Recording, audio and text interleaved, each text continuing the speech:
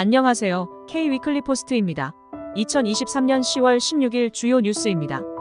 이재명 전 경기도지사가 위증교사 혐의로 재판에 넘겨졌습니다. 검찰은 이 전 지사가 자신의 전과자 채용 의혹에 대한 증언을 조작하기 위해 자신의 측근인 김모 씨에게 허위 진술을 하도록 지시했다고 보고 있습니다.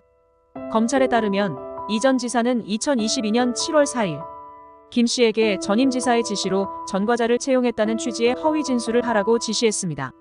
김 씨는 이 전 지사의 지시에 따라 7월 7일 경기도 국정감사 증인으로 출석하여 전임 지시로 전과자를 채용했다고 진술했습니다. 이 전 지사는 위증교사 혐의를 부인하고 있습니다. 이 전 지사의 재판은 2023년 11월 8일 서울중앙지법에서 첫 공판이 열릴 예정입니다. 김기현 대표는 쇄신안 발표 기자회견에서 국민의힘은 더 이상 과거의 모습으로 돌아갈 수 없다.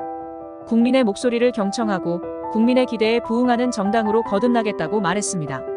이번 쇄신안은 국민의힘이 2024년 총선에서 승리하기 위한 필수 조건으로 여겨지고 있습니다.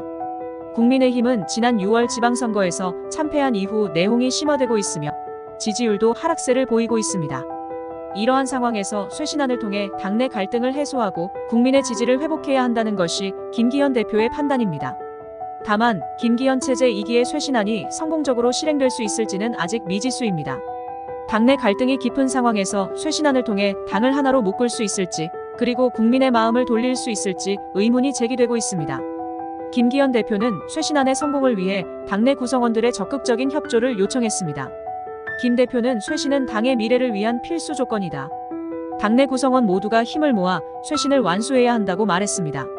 바이든 대통령은 16일 현지 시간 성명에서 이스라엘의 가자지구 재탈환은 불필요한 유혈 사태를 초래했으며 두 국가 해법을 위한 노력에 역행한다고 비판했습니다.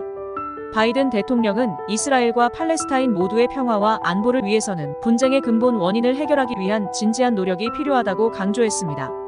또한 미국은 이스라엘과 팔레스타인 양측과 긴밀히 협력하여 분쟁을 평화롭게 해결하기 위한 노력을 계속할 것이라고 밝혔습니다. 바이든 대통령의 입장문은 이스라엘의 가자지구 재탈환에 대한 국제사회의 우려를 반영하는 것입니다. 이스라엘의 가자지구 재탈환은 2009년 이후 처음으로 발생한 것으로 이스라엘과 팔레스타인 양측의 긴장을 고조시켰습니다. 바이든 대통령의 입장문이 두 국가 해법을 위한 노력에 어떤 영향을 미칠지 주목됩니다. 이상 K-위클리 포스트 2023년 10월 16일 이슈 브리핑을 마칩니다. 감사합니다.